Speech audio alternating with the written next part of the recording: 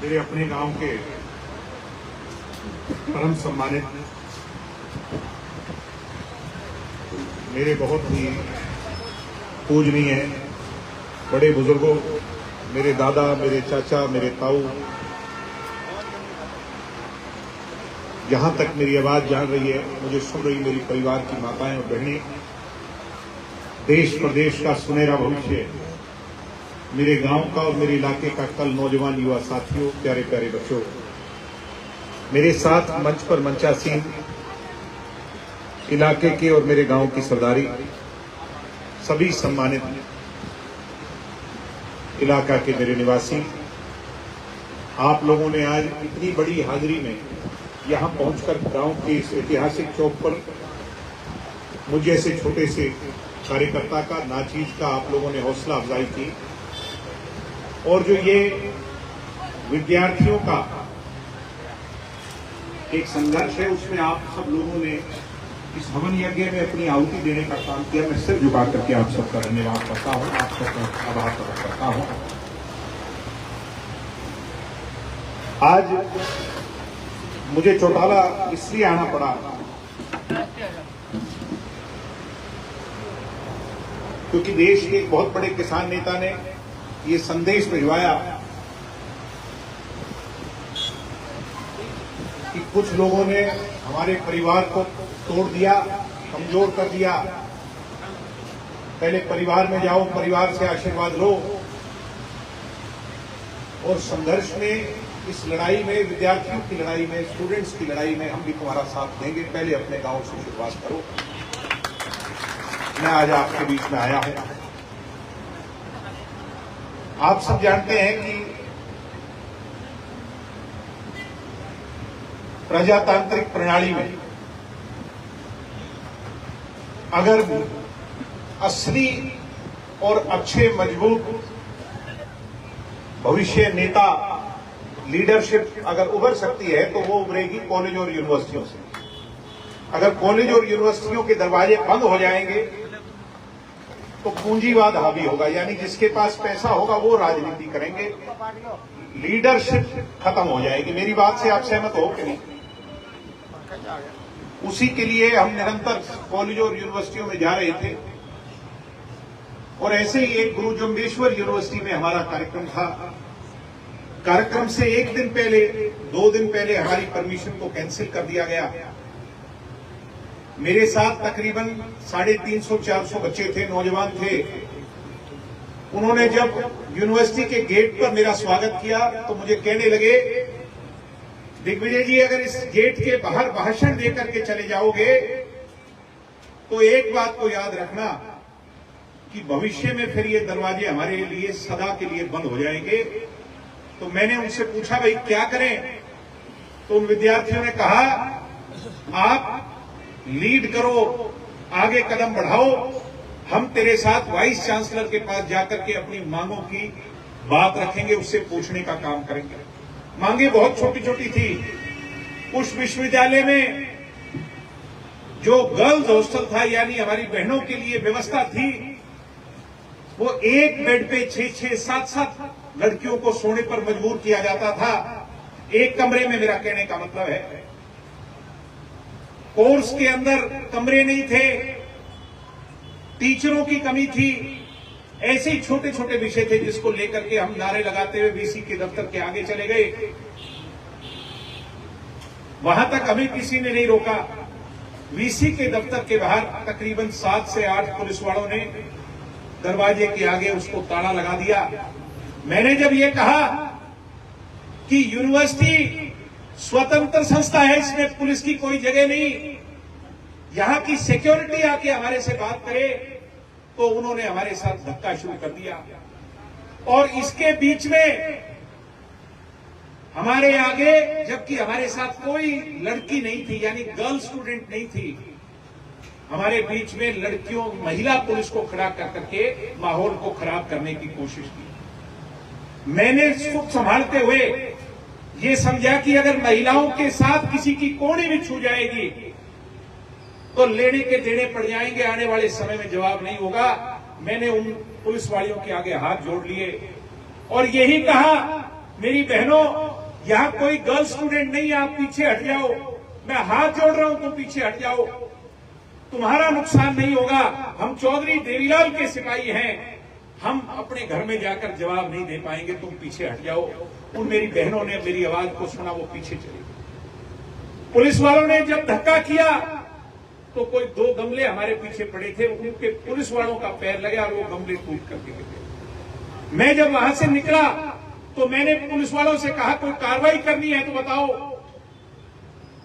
थोड़ी दूर जाकर मैंने एसपी को टेलीफोन किया और ये कहा, एसपी साहब, हमारे बच्चों के साथ जो आज आप लोगों ने अन्याय किया, उस अन्याय के दौरान 2 गमले टूट गए हैं। अगर हर्जाना भरना है तो बताओ, अगर कोई मुकदमा करना है तो मैं चलकर अपने साथियों को लेकर आपके दफ्तर में आ जाता हूं, बता देना, मगर पीठ पीछे ऐसा काम मत करना। एसपी ने कहा आप चले जाओ जी, कोई मामला नहीं है। रात को 12:05 पर वाइस चांसलर की कंप्लेंट दर्ज होती है और 12:30 पर एफआईआर रजिस्टर होती है। 25 मिनट में एफआईआर रजिस्टर होती है। एफआईआर रजिस्टर होने के बाद 2 बजे रात को 13 टीमें पुलिस की दबिश देना शुरू करती हैं। सीआईए की गाड़ियां, 13 गाड़ियां, सबसे पहले एक विजेंद्र, हमारा जितेंद्र है, उसके घर पे जाती है। जितेंद्र जब दरवाजा खोलता है तो वहां उसकी पत्नी सामने होती है। जितेंद्र कहता है जी मेरे को लेने आए होंगे, मुझे पता है, मैं आ जाता हूं। हद तो तब हो गई जब उन पुलिस वालों ने दूसरी मंजिल पर जाकर बिना महिला कांस्टेबल के उनके सोते हुए बच्चों को जगाकर महिलाओं के कपड़ों को नीचे फर्श पर फेंकने का। उसके बाद उसको थाने में देकर ये लोग विजेंद्र धाड़क के एक दलित शरणार्थी के घर पर जाते हैं। छोटे से 1 कमरे का घर है उसका। जब उसके घर पर जाते हैं, उसके 6 बेटियां हैं साथियों। उसके घर में कोई बेटा नहीं, अकेला मर्द है अपने घर में। 6 बेटियां हैं और जो सबसे छोटी बेटी है 6-7 साल की, वो पलंग पे सो रही होती। पुलिस वाले उसको अरेस्ट कर करके, पीछे एक पुलिस वाला अंदर घर में कि सीसीटीवी रिकॉर्डिंग ना हो जाए, उस पलंग पर चढ़ता है और उस बेटी के पैर पर पैर रख करके सीसीटीवी की फोटो डीवीआर को उतारता है। जब वो चिल्लाती है तो जाति सूचक गाड़ी देकर के कहता है तेरे नेता को बता देना, कल उसको भी घसीट करके लाएगा। उसके बाद एक पंजाबियों का, हिसार शहर का लड़का है रवि आहूजा, साधारण से घर का है, 1 कमरे 2 कमरे का घर है, मेन बाजार के बीच में। उसके घर पर ये पुलिस वाले जाते हैं और आपने देखा होगा वीडियो के अंदर कैसे पिस्टल को लोड कर करके अंदर घर में घुस जाते हैं। उसके बूढ़े माँ बाप, 3 साल की छोटी बेटी साथ में खड़ी है। उसकी कनपट्टी पे बंदूक को लगाकर कहते हैं आजा, तेरे को तो आज बताएंगे, तेरे नेता को कल दिखाएंगे, उसको भी यूं ही लेके जाएंगे। चौथा आदमी गौरव सैनी परिवार का लड़का, साधारण घर का लड़का, उसको यूं ही लेके आते हैं। 20 साल का लड़का दीपक घड़गस, जो हमारी एक इंसो इकाई का अध्यक्ष है, उसकी बहन के घर पर वो रात्रि गुजार रहा था। उसकी बहन को रात को उठा करके जलील करते हैं और उसको कमरे में से कपड़े पहनने की इजाजत भी नहीं देते, घसीट करके ले जाते। जब ये खबर मेरे पास 4 बजे पहुंची तो मैंने दिल्ली से दोबारा हिसार का रुख कर लिया कि मेरे साथियों पर आना चाहिए, कल को मैं जवाबदेह हूं, क्योंकि उस कार्यक्रम को मैं लीड कर रहा था। मैंने दुष्यंत जी को कहा आप तुरंत सारे काम छोड़ करके हिसार आ जाओ, मुझे गिरफ्तारी देनी पड़ेगी, नहीं तो कोई अनहोनी हमारे साथियों के साथ हो सकती है। मैं जब अरेस्ट होने के लिए सिविल अपने सिटी थाना के सामने जाता हूं तो वहां पर वो सब लोग खड़े होते हैं जो रात के मुजरिम थे। मैं तो उनको पुलिस वाला नहीं कहूंगा, मुजरिम कहूंगा, गुनहगार कहूंगा। और मेरी गिरफ्तारी लेने से मना कर देते हैं, क्योंकि दुष्यंत चौटाला ने कहा अगर इसे गिरफ्तार करना है, इन 40 लोगों को गिरफ्तार करना है तो मैं भी गिरफ्तार होऊंगा, मैं मेरे कार्यकर्ता को अकेला नहीं छोड़ूंगा। साथियों, जब वो मना कर देते हैं तो थाने के बाद हम एसपी के ऑफिस की तरफ आगे बढ़ते हैं। जब एसपी के ऑफिस की तरफ आगे बढ़ते हैं, वही गाड़ी जो रात को बच्चों को उठा रही थी वो हमें इंटरसेप्ट कर करके गाड़ी बीच में अड़ा कर हमें गाड़ियां हमारी रुकवा दे। 3.5 किलोमीटर तक कभी 5 की स्पीड, कभी 10 की स्पीड, कभी ब्रेक मार लेता है, कभी कुछ कहता है, कभी गलत इशारे करता है।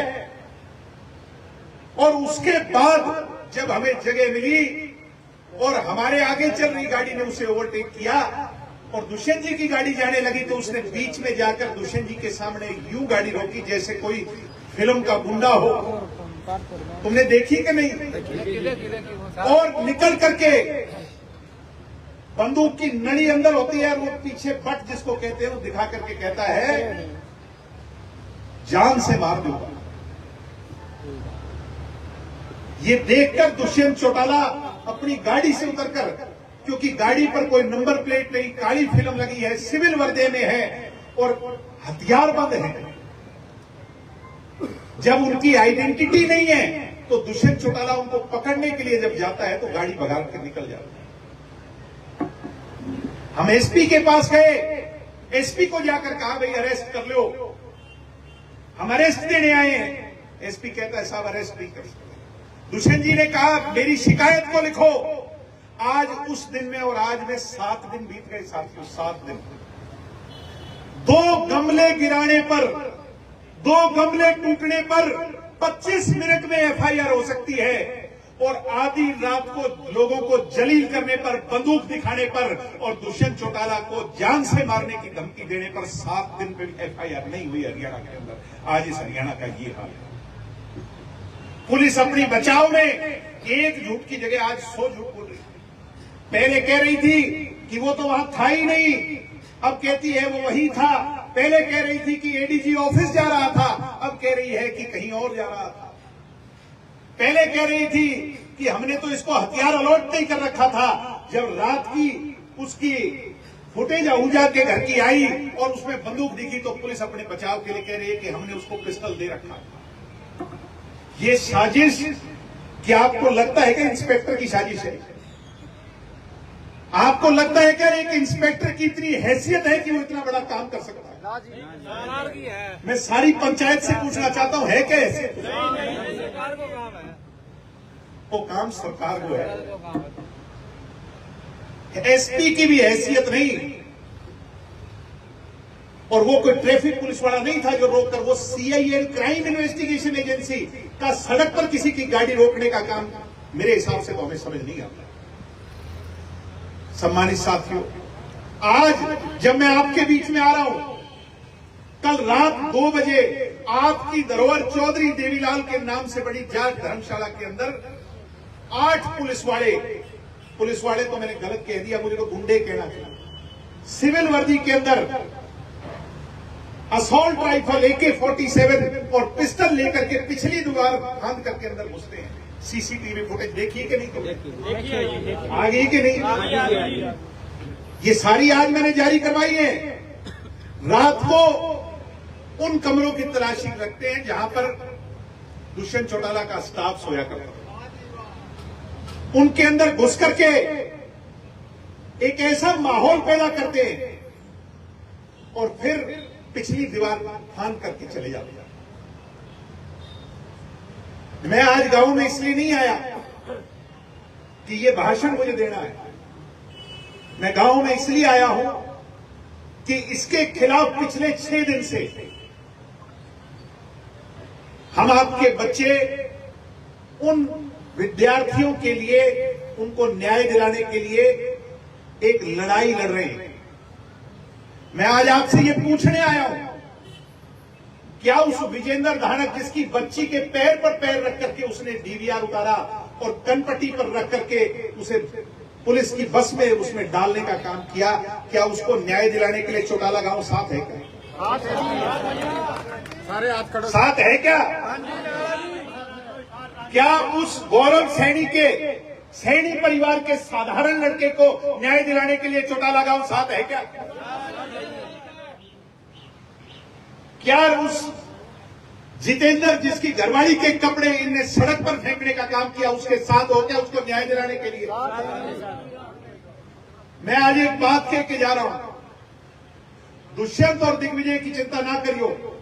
आपने हमें इतना सक्षम बना रखा है कि हम अपनी लड़ाई कोर्ट में भी लड़ लेंगे, मगर जो अन्याय हुआ और जो विद्यार्थियों के लिए, भाई एबीवीपी का कार्यक्रम होता है यूनिवर्सिटी में, बीजेपी की इकाई का कोई रोकता है क्या? आरएसएस के कार्यक्रम कोई रोकता है क्या? बजरंग दल के कार्यक्रम कोई रोकता है क्या? विश्व हिंदू परिषद के कार्यक्रम कोई रोकता है क्या? सोचने की बात है। गीता जयंती के कार्यक्रम कोई रोकता है क्या? ये हरियाणा किसने बनाया था? हमारे पुरखों ने खून पसीने की मेहनत से अपना हक लिया था। आज उसके एजुकेशनल इंस्टीट्यूट के अंदर चौधरी देवीलाल की विचारधारा के नौजवान विद्यार्थी अगर अपनी आवाज उठाने जाएं तो उन्हें आधी रात को पुलिस ये एक्शन उनके साथ करती है। क्या उन्हें न्याय दिलाने के लिए मेरा गांव साथ है क्या? साथ है तो दोनों हाथ उठा करके ये विश्वास दिलाओ कि सारा गांव साथ है। 27 तारीख को एक महापंचायत का आयोजन सब लोगों ने मिलकर के किया। आज मैं आने से पहले मेरे दादाजी चौधरी रणजीत सिंह जी से मिलकर आया। उन्होंने कहा हम पूरी तरह तेरे साथ हैं, विद्यार्थियों की इस लड़ाई को अपने अंजाम तक पहुंचाने का काम। मुझे खुशी है और इस बात को कहते हुए कोई संकोच नहीं, ये पार्टीबाजी की बात नहीं है। हमारे विधायक ने, मेरे चाचा जी ने जो बयान दिया उससे उन विद्यार्थियों का हौसला बढ़ा है, उनका साथ देने का काम किया, मैं उनका धन्यवाद। और बहुत से लोगों ने, और मैं मेरे गांव के 36 बिरादरी के लोगों से ये कहता हूं हाथ जोड़ करके, आज मैं मेरे लिए नहीं मांग रहा, आज मैं उन विद्यार्थियों के लिए, उन बच्चों के लिए, हरियाणा के भविष्य के लिए आपसे झोली फैला करके मांग रहा हूं। 27 तारीख को जो ये आंदोलन है, इसमें आप अपनी धरोहर को बचाने के लिए आपकी पगड़ी की लड़ाई है। सहमत हो कि नहीं मेरी बात से?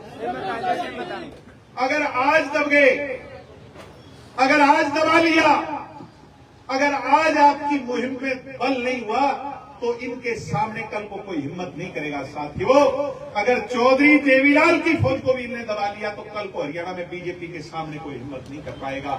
इसलिए मैं हाथ जोड़ करके आप लोगों से कहता हूं, उन विद्यार्थियों को न्याय दिलाने के लिए मेरे गांव का 36 बिरादरी का एक एक आदमी उस दिन हिसार पहुंचने का काम करेगा। करेगा कि नहीं करेगा? और मैं ये बात भी खुल के कहना चाहता हूं, कुछ लोग दुष्प्रचार कर रहे हैं, मगर क्योंकि जब माहौल बनता है, हालात बनते हैं, तो लोगों को कहने का मौका भी मिलता है। कुछ लोग कह रहे हैं कि किसान आंदोलन में, या मैं आज खुले दिल से मेरे गांव में कहने में मुझे कोई हर्ज नहीं। हो सकता है पूर्व में हमारे से कुछ गलतियां रही हो, मगर हम आपके हैं, आपने हमें दंड दिया और भविष्य में भी दे देना, हमें कोई चिंता नहीं। हमारे कान पकड़ लेना, हमें सजा दे देना, मगर इन बीजेपी वालों के आगे आपकी पगड़ी को नीचा नहीं होने देंगे। ये मैं बात आपको विश्वास है। आज आपका साथ मांगने आया हूं और यही कहने के लिए आपसे आया हूं कि लामबंद हो जाओ और एक हो जाओ, संगठित हो जाओ। नौजवानों, तुम्हारे से विशेष तौर पर कहूंगा, इस गांव का इतिहास रहा है कि यहां पर उन लोगों ने जन्म लिया है जिन लोगों ने व्यवस्था परिवर्तन की लड़ाई लड़ी है। मेरे से पहले वर्मा जी कह रहे थे, 14 साल के चौधरी देवीलाल ने जब गिरफ्तारी दी और शिनाख्त शहीद आजम भगत सिंह के साथ खड़े होकर के करवाई थी, उस दिन एक लौ जलाने का काम मेरे गांव के लिए किया था। और आज तक इस देश में कश्मीर से कन्याकुमारी तक या गुजरात से अरुणाचल प्रदेश की पहाड़ियों तक चौटाला गांव का नाम इसलिए मशहूर है कि ये न्याय करने वाले लोग हैं, अन्याय को सहने वाले लोग नहीं हैं। इसलिए ये न्याय की लड़ाई में आगे बढ़ने का काम करेंगे। करोगे कि नहीं करोगे?